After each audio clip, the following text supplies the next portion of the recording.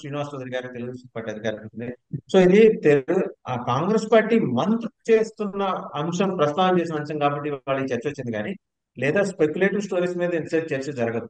సురేఖ గారు మాట్లాడారు మధ్యాహ్నం, తుమ్మల నాగేశ్వర గారు మాట్లాడారు ఒక గంట వ్యవధిలో.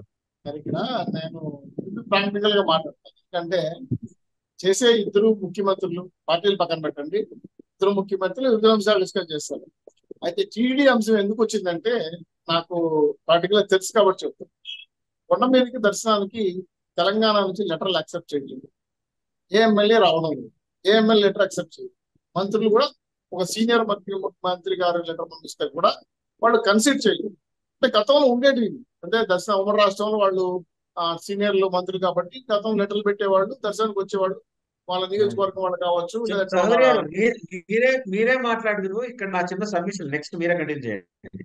వెంకటేష్ మొన్నటి దాకా ఆయనకు కూడా అక్కడ యాక్సెప్ట్ చేయాలి ధర్మారెడ్డి. ఇక తెలంగాణ వాళ్ళు ఇస్తే యాక్సెప్ట్ చేయలేదు, లేకపోతే హర్యానా వాళ్ళు ఇస్తే యాక్సెప్ట్ చేయలేదు అంటే మొత్తం వెంకటేశ్వర కూడా ఆధార్ కార్డు చూపించుకొని రోజు కొండెక్కే పరిస్థితి మొన్నటి దాకా. నిజమే నిజమే. వెంకటేశ్వర ఉమ్. స్వామికి అందరవాడు, అందరికీ కావాలి.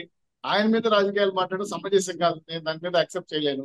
అయితే కొన్ని ఇబ్బందులు ఉన్నాయి. ఆ ఇబ్బందులు ఈ రూపంగా అడుగుతున్నారా అని అంటున్నా కానీ న్యాయంగా అయితే వాళ్ళకి బోర్డు మెంబర్లు ఇస్తారు. వాళ్ళ కన్సిడర్లు వాళ్ళు కూడా వాళ్ళు దేవుడి సేవలో ఉండొచ్చు. కాకపోతే మిగతా విషయాలన్నీ కూడా వాళ్ళ మంత్రులు మాట్లాడితే ఇంకా వాళ్ళ విజ్ఞతకు వదిలేయాలి. అంటే కాంగ్రెస్ పార్టీ అంతర్గత వ్యవహారాలు రేవంత్ రెడ్డి గారో లేదా వాళ్ళ అధ్యక్షులు మాట్లాడుకుంటారు.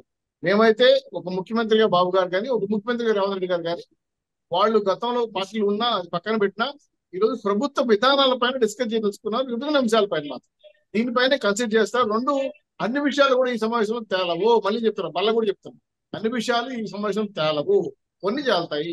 మళ్ళీ మంత్రి సంఘం, మంత్రి ఉపసంఘం కానీ ఐఏఎస్ అధికారులు కూర్చొని మళ్ళీ డిస్కస్ చేస్తారు.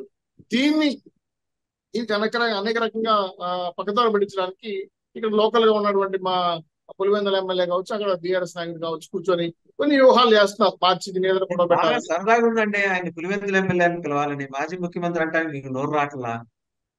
అంటే మేము మాజీ ముఖ్యమంత్రిగా చెప్పుకోవడానికి మాకు ఇష్టం లేదు సార్. ఎందుకంటే ఒక చీకటి రాజ్యం వాళ్ళు అది. ఎప్పుడు మిమ్మల్ని ఏ మాట దాంట్లో కామాట కుప్పం ఎమ్మెల్యే అని పిలవలేదండి. దానికి ఏముంది? ఇప్పుడు చెప్పుకుంటే నేను ఇచ్చారు. కాదనేది ఏం లేదు.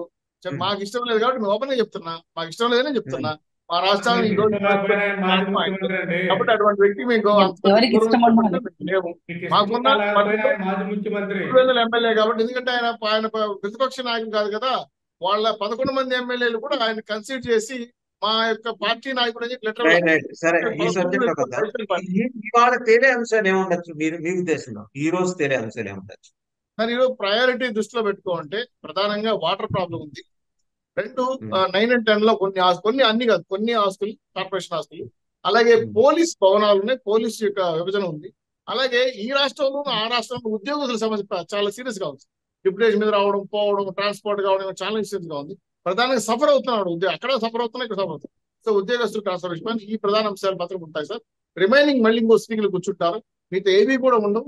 కాకపోతే టీటీడీ అంశం మాత్రం నాకు వేరే వాళ్ళు, తెలంగాణ వాళ్ళు చెప్పారు, ఇక్కడ వాళ్ళు చెప్పారు కాబట్టి లెటర్ లేదో కన్సిడర్ చేయమని చెప్పడానికి మాత్రం ఒక అంశం ఉంది. అది రేవంత్ రెడ్డి గారి దృష్టికి వెళ్ళారు.